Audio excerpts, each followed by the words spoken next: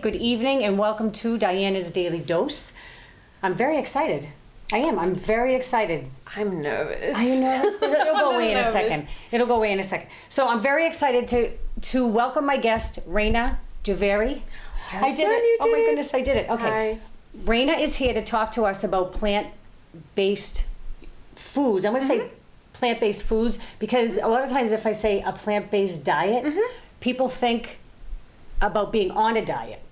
Yeah, it's confusing, but plant-based foods is probably a good way to approach it. Plant-based foods, because anything, when you say diet, there's a bad word in there, die. Yeah. So anything having to do with food, right, you don't want to kind of correlate those things together. Yeah. Okay? Yeah. So I am excited because I don't know a lot about plant-based foods. Okay. And along this conversation, if you can explain when we, get along, think about the differences, maybe vegan, vegetarian, is very confusing to people. Yeah, we can talk about that. Yeah. So if you say a strictly plant-based diet, right? That's the way you eat, right?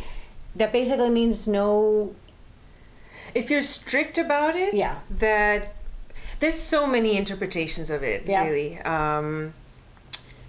At the strictest level, I think it would mean no animal products whatsoever. No animal products. So that would exclude meat, poultry, fish, of course, eggs.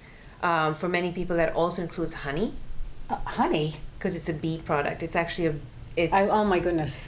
So they're really strict. Okay. But I never would have thought of that. Oh, let me just tell. 617-876-0055 if you would like to give us a call and ask Raina any of your plant-based food questions. How's that? I always want to throw the number out there. I think it's going across the screen, but I like to let people know. Yeah, so honey, I never would have thought of that. Yeah, honey sort of last on the list, I think, to go for people who are switching over. No. I never heard of that. No. I mean, I get it. I get the principle. Like if you think about what honey is. Right. And then, there's so many reasons people will choose to become that strict about their diet. Why? Some may be health reasons, some may be ethical reasons or political reasons even, or a mix of all of those. Animal cruelty, for example. Bees? With bees, I don't know what the story is with honey not being part of, because it's a bee, it's an animal product, right? Or insect, it's a secretion, right? And you are, you are using something, and you're harvesting. You have the farms, right? And then you take away their home, basically. Right, exactly. So now I'm feeling bad. But the thing is, I have a phobia of bees. Okay. It's like my only phobia. I really do. No, I don't think a lot of people like bees. No, but I have to really relax myself if there's one flying around. Oh yeah. Yeah. I have a friend who's she's a bee farmer, and really? She specializes in. She's a beekeeper. Yeah. She raises them, and she specializes in urban beekeeping with stingless bees. So she would teach you how to keep your own bees. Okay, you know what? let's mind your beeswax, and because I can feel the hairs in my arm going just talking about it. Okay. Yeah. Okay. So then we have that, and then that would be would that be like a strict vegan? So that would fall under vegan if you had absolutely no plant-based. No animal product whatsoever. But just to let people know, right? And I know some people roll their eyes when they hear people who are vegan. But heart disease is the #1 killer in the United States. It is. It is. And if you think about if you make bacon, for example, right? And you see what's left in the pan, which I love bacon. I like bacon. Okay, I love bacon, but in moderation. That's the stuff that's in your blood vessels. Yeah, that's what gets in. Yes. I think what I'm seeing, and the more I talk to people about food, and I'll say I'm not a strict plant-based Itarian. I'm what I call an opportunivore. An opportunivore. That's from a good friend. She used that once, and I said that's exactly what I am. Because. I travel a lot, and I was raised to be really open-palated. So wherever we go, you try the local food. I like that. Open-palated, open-minded, open-palated. Okay. So you try whatever you can wherever you are. The local culture, whatever. Do in Rome as the Romans do. Okay. Wherever that may be. So I was raised in that way, but mostly I was raised at home to be mostly vegetarian. So it was a vegetarian household, but when we traveled, we were much more open about what we ate, so we could experience local culture through food. Because you do understand people more, I think. Absolutely. When you and you learned the language, right. and you tasted the food, and then you had something in common to talk about, to share. And food is one of the most right. basic shared experiences it's that intimate. you can have. It's very intimate. It's very intimate. Yeah. So that was a big part of why we weren't strictly vegetarian, because we love, my parents were really excited about just having us see the world as much as we could, whether that was our local world or wherever we could travel. Yeah. And food was a huge part of that. I come from a whole line of really obsessive foodies. And it is funny because I was talking about this, I think, last week, because I could never quite understand foodie. What does that mean? Because I just feel like at some level we're all foodies. Yeah. I mean, I guess foodie means what? Passionate? What, more passionate The way than I somebody define else? it is that I eat, dream, think, talk, make food. Okay. Everywhere I go is what Okay. I see. It's part of verging who on you an are. It's almost obsession. like a scent. It's the same way. It's cooking food is like a meditation for me. It's as relaxing for me as, say, painting would be for a painter. It's just the medium that they choose to express themselves. So you are very artistic, because I looked at your Facebook page. Oh yeah. Because I don't feel like I'm not artistic. I feel like I'm not. I mean, you. What did you see on No, I there? didn't see it, but I mean, I saw the music, and you're very you have eclectic taste. Yeah. You just. I'm different. So like I may be doing the show, and so then people think I'm artistic, but I don't think so. I don't look at myself as artistic. I feel like people like you are more creative. I just feel like there's something different. It's just different. I've always had a creative streak, and it runs in the family. It also comes with a little touch of insanity, I think. Yeah, but it's fine. It's a good thing. Yeah. It's a good thing in moderation, just like bacon lard. Yeah, exactly. Bacon lard and creativity. In moderation, but but the same thing goes, right? So you can have some bacon. So maybe you're making fried cabbage or something with a little bacon in it, right? So you're having the plant, and you have a little bit of, One of the great things about, I had some health trouble last year, and and I moved to the U.S. as well, and like it was a big change in diet. Yeah. That's difficult. It was a big change. Just portion sizes were really big, and the kinds of food I was eating, and we were going out a lot more. Yeah. So that affected, my overall health and well-being a lot, and I realized that I just wanted to go back, not just to eating what I used to eat, but to the creative part of me says, okay, I'm here. What can I do with this? And that's when I started getting interested more in plant-based foods, which basically means fruits, fresh fruits, vegetables, beans and legumes, whole grains, nuts and seeds. Right. And it doesn't have to be in the form of rabbit food. People think of it as, are you going to eat salad all day? There's so many kinds of foods this is actually a really great base for food. Right. It's creative. And that's the part I love about it, is like you put a restriction to something, and I get super creative in the middle of it, because you're not allowed to just do all of these things. You can do, but there's so much you can do in between. There's so much. So you take risks in the kitchen? All the time. Okay, because I feel like I'm boring. I feel like I'm so busy that I really just do the basic. I don't do a lot of cooking. I just do basic, and I cook enough for the week to last me. Yeah. Right, just to get me through. Yeah. But and some days are, some weeks are like that. I know, but you probably have more spices in your kitchen than I'll ever have. We have a lot of spices. Okay. We do have a lot. But it's like you probably have things in your kitchen that I would never dream of having, and they're exotic for me. Like what? I don't know. I got to come see your kitchen. I don't have a lot in my kitchen. I always say that if, and you're probably the same, right? If there were to be a zombie apocalypse, I would not survive, because I don't have any processed food in my house. I have nothing. I have very little processed food. That's what I'm saying. I don't have anything. That's okay. what I said. You won't survive either. That's what I'm saying. I don't know. If there's a zombie apocalypse, I don't know that a can of beans is going to save us. But no. But what I'm saying is, if you had like, if you had stuff that lasted, right, and then you could open packages, you'd be good. You put in your backpack. You go to your roof. What I do have, and what actually, we can come back to the plant-based foods even, is a lot of like dried beans, legumes, rice. Last for a very long time. Back when I was growing up, we were a big family. We lived in an extended family, and we had sackfuls of grain and rice and stuff stored. because we would just buy them wholesale, you know, and we had big drums, and we were like a 13-person family. I'm getting this vision of just like comfort Yeah. and coziness, Yeah. right? There was food all the time. We were cooking and eating and talking about it a lot. And the great thing is that, well, the way I cook is intuitively, so I don't follow recipes a whole lot. Right.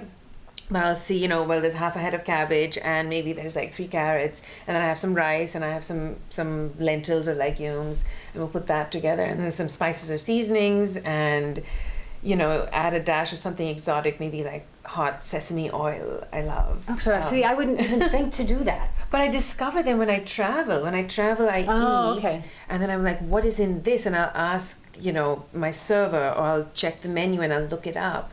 And then I'll go find stores. I love ethnic groceries because you find stuff that I Isn't don't even somewhere know. else, right, Yeah. right. I'll pick up things that I have no idea what it is, and then I'll ask the shop owner what this is and how to prepare it, and then I'll look up. I mean, the internet's amazing. It's Right, an amazing resource. To find, right, it's all, know. you can do your grocery shopping on the internet. Yeah. Well, I do all the research, and then Oh, you and know, then you just go out and put and it then into I go practice. Put it, yeah. Oh, very interesting. Or I'll read labels and stuff and be like, we can make this at home, you know. Just like what you did today, but Just we're like not what going to I get did that to yet. But so I usually do like a word of the day, and it was veganism. But let's say a little more about. So, vegan is no animal products. So no animal products. So no dairy. And no dairy, but that's Yeah. still right. That's Same with the and- honey, right? Yeah. Okay, and then a vegetarian. A vegetarian would have no animal products, as in no meats, fish, poultry usually. Often no eggs. Over here I found the definition can be quite murky. Yeah. In India, if you said you were vegetarian, that would automatically mean no eggs. Okay. Because that's where you're from. You're from Yeah, India. I'm from okay, India. Just wanna... However, here I've met people who are vegetarian, but they eat eggs and they eat fish, and Okay, you so know. there are different. There's There's ovo-lacto-vegetarian. Okay. There's So that must be no milk or no dairy. So that is with ovo is with egg and with milk. Oh, so lacto. with It's vegetarian with egg and milk allowed. See, I'm always thinking like in medicine, it's always like without. Oh, It's like okay. you're not allowed to have it. This Okay. is what you do include. Okay, but you eat meat. I do from time to time. I'm just finding that the less I eat of it, the better I feel. Yes. I like the taste of meat, but even that seems to be changing. I'm just doing, you know, it's what the body's saying, and the body changes over time, and as we evolve, and you know, we grow older, or I'm doing different things with my life, and I'm just finding that, like, I'm not enjoying the taste of chicken as much. Red meat, I find like I'm not digesting it as easily. Yeah.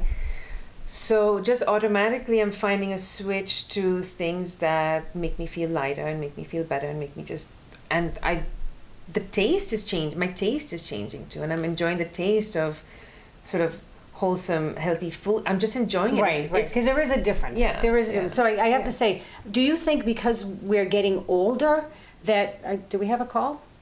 I thought I saw the light flashing. Oh, we do have a call. We have a call. Let's take the call. Yeah, let's take a call. Good evening. Welcome to Diana's Daily Dose with Raina. Hello. Hi, hello. I'm calling from Cambridge, and I was just curious about if you're a vegetarian, how do you get enough protein in your diet? Because, or even more so with the vegan, how do you get enough protein in your diet? That's a very good question. That was one of the questions that I had. We're gonna take the answer off the air. What's your name? What's your name? Vivek. Okay, thank you for calling. We're gonna give you the answer. I'm gonna hang up so you can sit back and listen, okay? Thanks for calling. That's a really good question, because that's one of the questions I had. Okay. So, that's what everybody thinks. How do I get enough protein? And you're gonna tell us. It's a great question, and it's like you said, it's the one that a lot of people ask. It's their first question: Right. How do you get enough protein in your diet? And there's two things I want to say to that. One is, I don't know if you've heard of the protein myth, but the fact is, as adults, we actually don't need as much protein as we're made to believe. Yes. And I won't get into the politics of that. No, but we actually do. I was reading. We do, and maybe more in America. We do eat more protein than we need to. We absolutely do. Most adult Americans get sufficient protein. They get plenty of protein, and And then some. And then some. So the way things stand right now, we're not in any big risk of being proteinated. We don't have a protein deficit. That's what you're trying to say. Yeah, no. And that doesn't mean that we don't need it. Right. So we do need protein because it's very important in the way cells function. Yeah. So it's vital. It's vital. Yeah. But you can get protein from...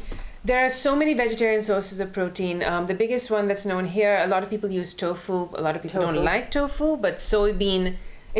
So tofu is a finished product, but the source of it is soybean, which is a bean. Like edamame? Edamame is the green, it's a fresh soybean. Okay. So you can get protein from edamame. Okay. What about something as simple as peanut butter?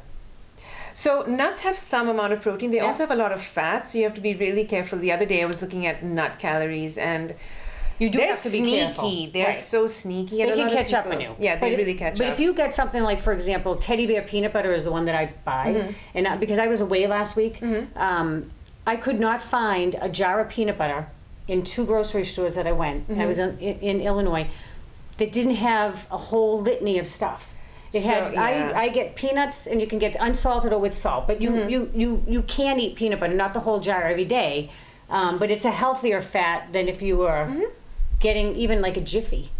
If you get a good peanut butter. The great news is that there's so many more choices available in the market today than there were, say, even 5 or 7 years ago. You can get different kinds of peanut butter, and actually what I would say to look for is natural peanut butter if you're not allergic to tree nuts or ground nuts. I mean, peanut is a ground nut, and there's it's the allergy factor side.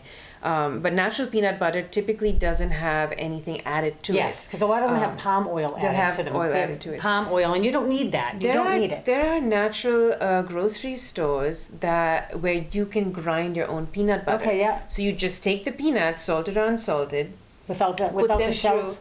Yeah, without the shells. Make sure you take the shells off. Take the shells off, and you can put them right through the grinder, like you put fresh coffee beans through a grinder, and you get fresh peanut butter. Pure, just mushed up peanuts. I make it at home in a food processor. Oh, good for you! Wow, you're like Julia Child. Do you know that? Do you know who? You know who? Yes, I do. Cambridge, right? I do. So I want to get more in because we have like 10 more minutes left, but I want to make sure. Yeah. So almonds are another source of protein. Yes. Almonds are another source of protein, and we can talk about almonds. I want to mention a couple other things about protein, though, just real quick. Beans and legumes in general are an excellent source of protein, and I think people just now are starting to catch up to how to use beans and legumes in cooking. Dal is an Indian staple. What is that? It's a lentil or bean based, like a thick soup, and it's usually it's a staple part of every meal. And that's where we get our protein from. That's where you're getting your protein. So you don't have to rely on the other. Yeah, and it's not even dairy. So a lot of vegans, if you talk to them, may end up eating a lot of dal or other similar bean preparations. It's one of the most rich. It's got a lot of fiber. It's got fiber. Carbohydrates, and protein. And the protein. And the thing about fiber, and I was reading. If you think about this, so I know from my own self, the older I get, it seems like I'm paying more attention to how I feel and what I eat and how I feel. So when I was away last week, it was very difficult where I was to get. Yeah. I mean, it was really hard to eat as healthy as I wanted to eat. Yeah. And by the time I got home, I felt horrible. I just felt traveling lousy. is hard. Yeah. And so, I mean, I have my plan for the future, but in terms of with traveling and what to do to get around that. But the fiber that you're talking about actually does help you go to the bathroom more frequently. We're talking about a number 2, not a number 1. A clean and healthy colon is a secret to good health. It's the best really secret to good health. And not only will you feel better, right? You function better. For sure. And the meat sticks around in there, and that's not good for you. And so having the fiber from the beans and the plant-based.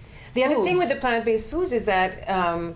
You get a lot more fiber, and it's much more easy to digest. It takes a lot less energy from the body to digest and a quicker digestion time. So it goes in and out. You're getting what you need, in and out, and easier to absorb all the nutrients, and then it's out. Right. Because you don't need it hanging around. You don't. You do not need it hanging around. Okay, so we have almonds, we have beans. And all kinds of other nut butters too. There's cashew butters. I haven't tried that one. Almond butter, which is a big one. Almond is a big one. You can make make almond flour pancakes. Yeah. So you can make almond flour with almond milk. With almond milk. So the recipe of the week, and this will be on the website tomorrow, DiannasDailyDose.wordpress.com. Tell me about You made almond. What did you make? Almond So milk? I made Tell me what almond you made. milk. Here, let's do You this. put it, and you put it in those nice packages? No. So How what I did you have do here, that? what I have here actually, so this is what got me started. I have a lot of friends who had started drinking and they'd switch from dairy, cow's milk to non-dairy milk. And one of the ones they were buying a lot of is almond milk. And so I go to the store and I look at the almond milk. Okay. This is one of them. I have a couple of them here. This is Pacific Organic Almond Beverage. This is Almond Dream. These are pretty big brands. Okay. They're standard brands from the... That's the one I get, I think, the Blue Diamond The Blue one. Diamond, yeah. That's this the is one I get. This is a pretty popular one. Almond Breeze. You can see those there. But what I did realize is in my obsession to know what's in everything... Yeah, I'm looking. I turned... Yeah. Let me read this out. Look away, Raina. Look away. So the first ingredient, it says almond base. What does that mean?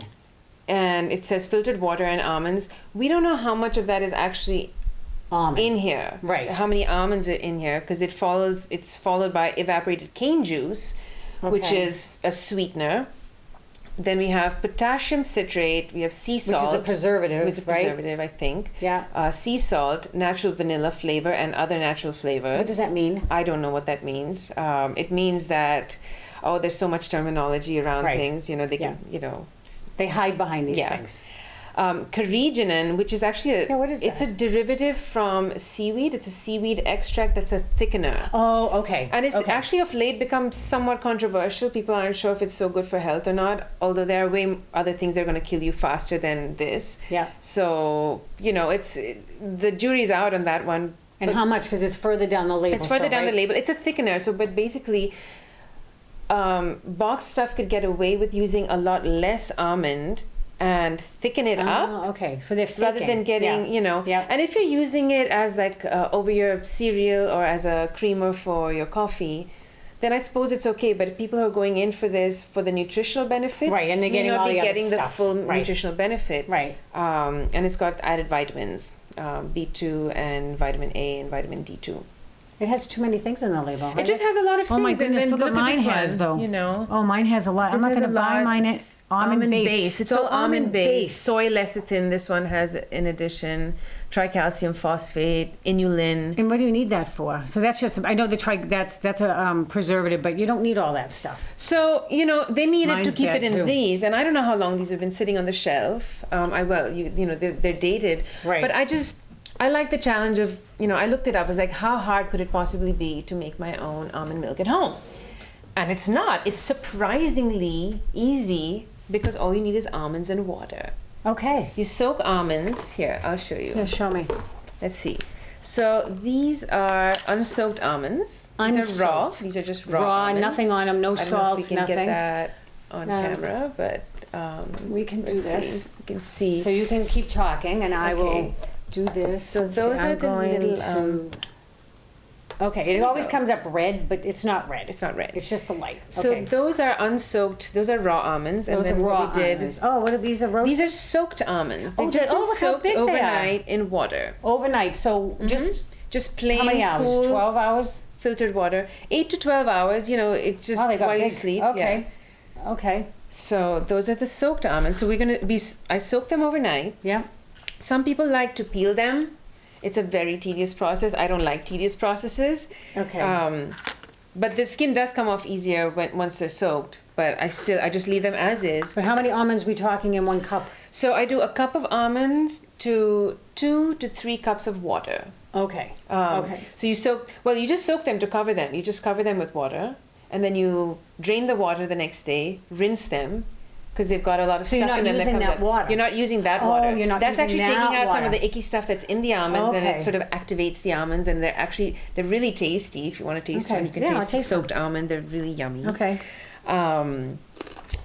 And so it's got a different taste and texture. They're kind of plump and they don't crunchy break my teeth either. Yeah, it's got that's a good. nice texture.